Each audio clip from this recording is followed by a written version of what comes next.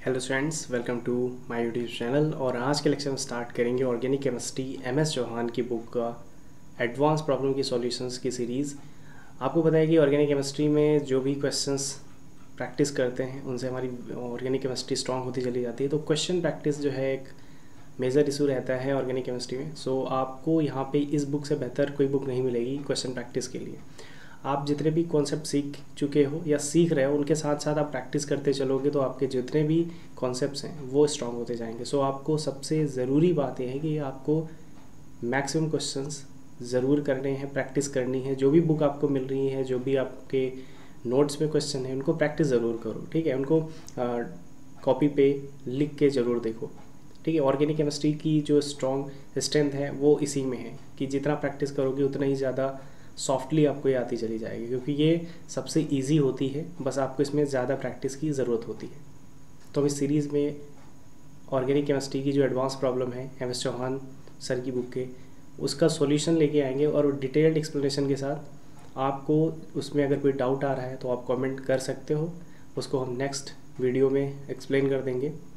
और अगर आप हमारे साथ करना चाहते हो क्वेश्चंस तो आप वीडियो पॉज करना बीच में और वहाँ पे अपना आंसर देना। देन हम क्वेश्चन को जब एक्सप्लेन कर रहे होंगे तो आप वहाँ से अपना आंसर चेक कर सकते हो। अगर आ रहा है तो बहुत अच्छी बात है, अगर नहीं आ रहा है तो आप वहाँ पे उसके एक्सप्लेनेशन को नोट भी कर सकते हो। ओके, सो स्टार्ट करेंगे आज के लेक्चर को। तो फर्स्ट लेक्चर है हमारा यहाँ पे GOC से रिलेटेड, क्योंकि आपको पता है कि ऑर्गेनिक केमिस्ट्री की जो स्टार्ट होता है वो GOC से होता है, जनरल ऑर्गेनिक केमिस्ट्री से। और ये बेस होता है जनरल ऑर्गेनिक केमिस्ट्री, यहीं से हमारी केमिस्ट्री की स्टार्टिंग होती है। तो स्टार्टिंग में इसी चैप्टर के क्वेश्चंस प्रैक्टिस आपको हम कराएंगे। उसके बाद में स्टार्ट करेंगे जो भी रिएक्शन चैप्टर है। यहाँ पे आप देख सकते हो, यहाँ पे सबसे पहले जनरल ऑर्गेनिक केमिस्ट्री आपको पढ़नी है। देन आइसोमेरिज्म के क्वेश्चन प्रैक्टिस करने, ग्रिग्नॉन रिएजेंट की रिएक्शन के जो भी क्वेश्चंस हैं, हाइड्रोकार्बन में alkane, alkene, alkyne, alkyl halide, alkyl halides के जो एलिमिनेशन सब्स्टिट्यूशन रिएक्शंस हैं, और एल्काइल हैलाइड जो है उसके साथ साथ alcohol, ether, aldehyde, aldol, Cannizzaro reaction, carboxylic acid, amines, ठीक है। ये सारे चैप्टर्स आपको जो है 1 बाय 1 प्रैक्टिस करवाएंगे। तो सबसे पहले आज के चैप्टर में स्टार्ट करेंगे GOC। तो ये GOC का पहला चैप्टर है लेवल 1, जहाँ पे आपको स्टार्टिंग से ईजी टू हार्ड क्वेश्चन मिलेंगे यहाँ पे, ठीक है। तो आपको हर एक क्वेश्चन पे अच्छे से कॉन्सेप्ट को देखना है, और जो भी चीज़ें नहीं आ रही होंगी, आपको नहीं पता होंगी, उनको ज़रूर नोट कर लेना, ठीक है। सो स्टार्ट करेंगे। फर्स्ट क्वेश्चन है हमारा, how many second degree hydrogen atoms are present in the given following compound, ठीक है। मैंने क्वेश्चन बता दिया, आपके पास 10 सेकेंड्स का टाइम है। आप इसको पॉज करके इसके सॉल्यूशंस को आप निकालो। अगर आप निकाल पा रहे हो तो बहुत अच्छी बात है, अगर नहीं आ रहा है तो इसके एक्सप्लेनेशन को हम देखेंगे। सो आई होप आपने वीडियो पॉज किया होगा और सॉल्यूशन किया होगा इसका। सबसे पहले बात करते हैं हाइड्रोजन की। तो यहाँ पे हमको ये पता होना चाहिए कि ये सेकंड डिग्री हाइड्रोजन कहते हैं किसको। तो सेकंड डिग्री के साथ साथ हम first degree, second degree and third degree, इन तीनों को देख लेंगे। तो फर्स्ट डिग्री हाइड्रोजन क्या होता है? वो हाइड्रोजन होता है जो किसी ऐसे कार्बन से जुड़ा हो जो कार्बन किसी दूसरे कार्बन से ना अटैच्ड हो। सेकंड डिग्री क्या होता है? ऐसा हाइड्रोजन जो ऐसे कार्बन से जुड़ा हो जो 2 अदर कार्बन एटम से अटैच्ड हो, ठीक है। इसे बोलते हैं सेकंड डिग्री।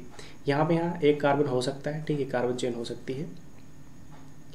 फर्स्ट डिग्री में क्या होता है कि जो हाइड्रोजन होता है उस कार्बन से सिर्फ एक कार्बन अटैच्ड हो, ओके, तो वो होता है हमारा फर्स्ट डिग्री। और सेकंड डिग्री क्या होता है? जहाँ पे एक कार्बन से 2 कार्बन अटैच हो, होता है सेकंड डिग्री। और थर्ड डिग्री की बात करें तो ऐसे कार्बन से अटैच होता है जिससे 3 कार्बन एटम अटैच होते हैं, उसे बोलते हैं थर्ड डिग्री। तो जनरली यहाँ पे देखोगे तो आप ये सेंटर पे हाइड्रोजन है, इस सेंटर पे हाइड्रोजन है, इस सेंटर पे है, इस सेंटर पे हाइड्रोजन है, यहाँ पे है और यहाँ पे है और यहाँ पे है, ठीक है। बाकी पोजीशंस में इस पोजीशन और इस पोजीशन पे हाइड्रोजन नहीं है। तो इसका मतलब क्या है कि हमको अब यहाँ पे आप सारे देख रहे हो कि ये कार्बन है तो इसके साइड में भी दोनों कार्बन है, इसका मतलब ये सेकंड डिग्री है। ऐसे ही इसके लिए अगर देखोगे तो इस कार्बन के साइड में दोनों साइड में कार्बन ही है, इसका मतलब ये भी सेकंड डिग्री है, ठीक है। इसको देखो तो यहाँ पे भी कार्बन है, इसके साइड में भी दोनों कार्बन, इसका मतलब ये भी सेकंड डिग्री है। ऐसे ही ये भी क्या है आपका सेकंड डिग्री। तो सारे ही सेकंड डिग्री यहाँ पे हैं। तो टोटल 7 कार्बन एटम्स हैं जो कि हाइड्रोजन से अटैच्ड हैं। और हाइड्रोजन यहाँ पे जो 7 हाइड्रोजन हैं वो क्या है आपके सेकंड डिग्री है। सो आपका ऑप्शन C करेक्ट हो जाएगा, ओके। अगर हम क्वेश्चन 2 की बात करते हैं, identify the which functional group are not present in the following compound. कौन सा ऐसा फंक्शनल ग्रुप है जो इसमें नहीं प्रेजेंट है। तो सबसे पहले बात करेंगे कौन कौन से ग्रुप हैं जो प्रेजेंट हैं, ठीक है। तो यहाँ पे अगर हम बात करें इस ग्रुप की, तो इस ग्रुप को कहते हैं कीटोन, इसको कहते हैं कीटोन। ये ग्रुप जो है इसको बोलते हैं ईस्टर, इसको क्या बोलते हैं, ईस्टर ग्रुप बोलते हैं, ठीक है। ईस्टर क्या होता है, RCOOR-, ठीक है। कीटोन क्या होता है, RCOR-, ठीक है। एंड यहाँ पे ये इस ग्रुप को बोलते हैं एमाइड, ठीक है। ये क्या होता है, RCONH-, ठीक है। अब यहाँ पे क्या है कि ये सारे कंपाउंड्स, ये जो कंपाउंड है इसमें जितने भी फंक्शनल ग्रुप है मैंने लिख दिए। इसमें पूछा गया कौन सा नहीं है, तो इसमें आप देख रहे हो कि ईथर ग्रुप जो है नहीं है। ईथर का क्या होता है, ROR-, ठीक है। तो ऐसा कोई ग्रुप यहाँ पे प्रेजेंट नहीं है। इसको आप ईथर कभी मत समझना, क्योंकि इसके बगल जो है वो इसका एस्टर बना रहा है, ठीक है। सो ये इंपॉर्टेंट पॉइंट याद रखना। अब इसके बाद थर्ड क्वेश्चन की बात करते हैं, क्वेश्चन नंबर 3 की। Correct answer profile for amine inversion and hybridization of nitrogen in transition state is. तो यहाँ पे जनरली आप देख रहे हो कि एमीन NHTT, हाइड्रोनियम, ड्यूटेरियम और ट्राइटियम, ठीक है। सॉरी, इसको बोलते हैं प्रोटियम, ठीक है। ये प्रोटियम है, ये है ड्यूटेरियम, ट्राइटियम। ये तीनों आइसोटोप्स लगे हुए हैं N के साथ। और ये यहाँ पे क्या हो रहे हैं, इसमें क्या हो रहा है, इसमें हो रहा है अम्ब्रेला इन्वर्जन। क्या हो रहा है, अम्ब्रेला इन्वर्जन। अम्ब्रेला इन्वर्जन जब होता है तो दोनों की स्टेट में, यहाँ पे भी वही कंपाउंड है, यहाँ पे भी वही कंपाउंड है, तो दोनों की जो पोटेंशियल एनर्जी क्या होती है, सेम होती है। पोटेंशियल एनर्जी क्या होती है, सेम होती है in both case, in both, ठीक है। दोनों में सेम पोटेंशियल एनर्जी होती है। तो इसकी ग्राफ की अगर बात करें तो इसका ग्राफ कुछ ऐसे होगा, स्टार्टिंग से एंड। ये दोनों लेवल्स क्या होंगे, बिल्कुल एग्जैक्ट बराबर होंगे, ठीक है। क्योंकि यहाँ पे कुछ चेंज नहीं हो रहा है, जैसा कंपाउंड दिया था वैसे ही कंपाउंड दिया है, बस इसमें क्या हो गया, इन्वर्ट हो गया है। और इन्वर्ट होने से उसकी पोटेंशियल एनर्जी पे कोई इफेक्ट नहीं आएगा, ठीक है। तो ये आपका ग्राफ यहाँ पे मैच कराते हैं, देखते हैं कौन सा करेक्ट होना चाहिए। तो सबसे पहले यहाँ पे हम देखेंगे, ये ग्राफ पहले से बना रखा है इसमें, तो इसको हम इरेज कर देते हैं।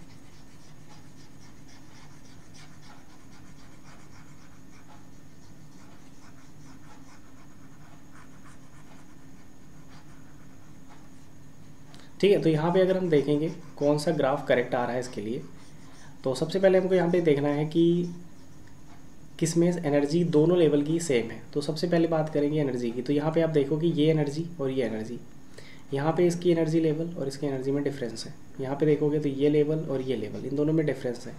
यहाँ पे भी डिफरेंस है और यहाँ पे भी डिफरेंस है, बट इस लेवल में दोनों की एनर्जी सेम है। सेम एनर्जी और sp2 हाइब्रिडाइजेशन ये क्या शो करता है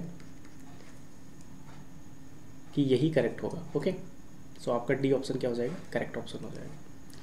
नेक्स्ट क्वेश्चन की बात करें तो यहाँ पे इन क्वेश्चंस को मैंने अनअकैडमी पे बताया था टीचिंग के टाइम में, तो लगे हुए हैं तब से, ठीक है। तो इनको इरेज नहीं किया था मैंने, चलो इरेज किए दे रहे हैं, क्योंकि आपको प्रैक्टिस करनी है। तो आपको पहले से आंसर पता चल जाएगा, तो फिर आपको कैसे करोगे, ठीक है। चलिए अब देखते हैं इस क्वेश्चन को। क्वेश्चन नंबर 4, इसे पूछ रहा है compare the heat of combustion of above compound, ठीक है। हीट ऑफ कंबशन, देखो हीट ऑफ कंबशन निकालना है तो आप पहले एक बार ट्राई करो, पॉज करो वीडियो और कैलकुलेट करके देखो। हीट ऑफ कंबशन की बात करें तो हीट ऑफ कंबशन आपका डिपेंड करता है नंबर ऑफ कार्बन एटम्स पे। हीट ऑफ कंबशन किस पे डिपेंड करता है, डायरेक्ट रिजल्ट होता है नंबर ऑफ कार्बन एटम, ठीक है। जितने कार्बन एटम्स होंगे उतना ही उसका हीट ऑफ कंबशन होगा। तो इसमें कितने कार्बन है, 1 2 3 4 5 6, इसमें कितने 1 2 3 4 5, इसमें कितने 1 2 3 4। तो जितने ज़्यादा का कार्बन एटम्स उतना हीट ऑफ कंबशन ज़्यादा होगा। इसका मतलब क्या है, फर्स्ट सेकंड थर्ड, फर्स्ट का सबसे ज़्यादा, सेकंड का सबसे कम एंड थर्ड का सबसे कम होगा। ओके, सो ये बिल्कुल सिंपल क्वेश्चन हैं। अगर आप ये कॉन्सेप्ट याद रखते हो तो आपके लिए बिल्कुल सिंपल क्वेश्चन हैं, ठीक है। ये कॉन्सेप्ट आप सारे लिख लो एक जगह पे, क्योंकि जितने कॉन्सेप्ट इसमें यूज़ होने वाले हैं उसी से आपका क्वेश्चन भी एग्जामिनेशन में आने वाला है, ठीक है। ओके, सो हम यहाँ पे पहले देख लेते हैं क्वेश्चन नंबर 5। क्वेश्चन नंबर 5 है which of the following is not a resonating structure of the others. कौन ऐसा है जो कि अदर्स का रिजोनेटिंग स्ट्रक्चर नहीं है। तो अगर हम बात करें यहाँ पे, तो यहाँ पे ये नेगेटिव चार्ज अगर यहाँ आएगा तो ये क्या होगा, डिलोकलाइज होगा और ये कुछ ऐसे हो जाएगा।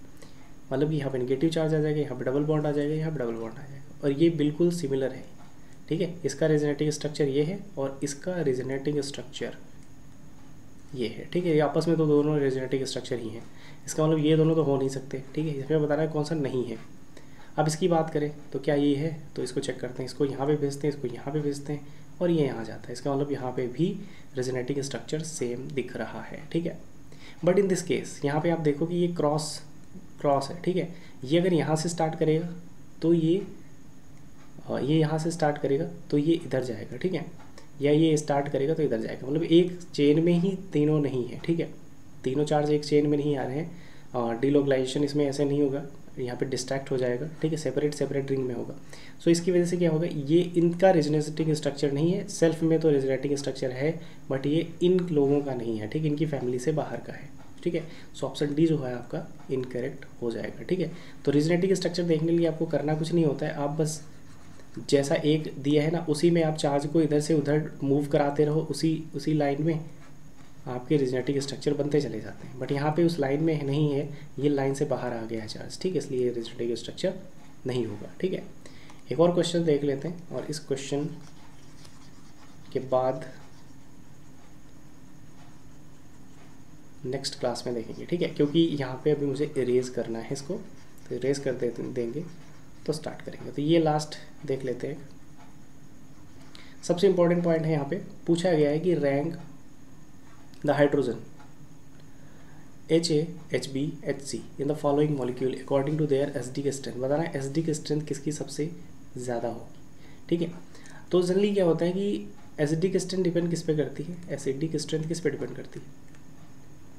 देखो एसिडिक स्ट्रेंथ जब हम किसी भी, जैसे कार्बन के साथ हाइड्रोजन है, जब इस हाइड्रोजन को निकाल लो, या कोई भी यहाँ पे X ले लेते हैं, X के साथ हाइड्रोजन है, तो ये जो X माइनस बनता है क्योंकि H+ के फॉर्म में निकलता है, तो ये X माइनस की स्टेबिलिटी जितनी ज़्यादा होगी, ठीक है, इस directive of the stability of anion, जितनी ज़्यादा स्टेबिलिटी होगी उतना ही ज़्यादा ये क्या होगा, एसिडिक होगा। अब इसकी स्टेबिलिटी कैसे होगी भाई, किसी के ऊपर अगर निगेटिव चार्ज है तो उसका निगेटिव चार्ज अगर कोई ले लेगा तो स्टेबल हो जाएगा, ठीक है, क्योंकि न्यूट्रल मॉलिक्यूल सबसे ज़्यादा स्टेबल होता है, ठीक है। अब यहाँ पे क्या है, चलो इसका निकाल देते हैं HC, तो यहाँ पे निगेटिव आ जाएगा, इसका यहाँ पे निकाल देते हैं तो यहाँ पे निगेटिव आ जाएगा, और इसका निकाल देते हैं तो यहाँ पे निगेटिव आ जाएगा। आपको दिख रहा होगा, इसको मैं यहाँ पे ड्रॉ करके दे रहा हूँ, H2C, यहाँ पे निगेटिव चार्ज, यहाँ पे ये ऐसे, और ये डबल बॉन्ड, यहाँ पे निगेटिव है, और यहाँ पे आपका ये डबल बॉन्ड हो, और यहाँ पे CH3, ठीक है, यहाँ पे निगेटिव है। ये आपका C था, ये आपका B है, और ये आपका A है। तो देखो अगर निगेटिव चार्ज इसकी बात करें तो ये अगर ऐसे जाएगा, या इसको ऐसे भेजें और ये ऐसे जाए, ठीक है, तो इसका चार्ज क्या हो रहा है, डिस्पर्स हो रहा है, ठीक है, डेंसिटी क्या हो रही है, कम हुई जा रही है, क्योंकि ये चार्ज ट्रांसफ़र हो रहा है दोनों डायरेक्शन में। इसका मतलब सबसे ज़्यादा स्टेबल कौन हो जाएगा, C, और सबसे ज़्यादा स्टेबल का मतलब सबसे ज़्यादा एसिडिक स्ट्रेंथ ही C की हो जाएगी।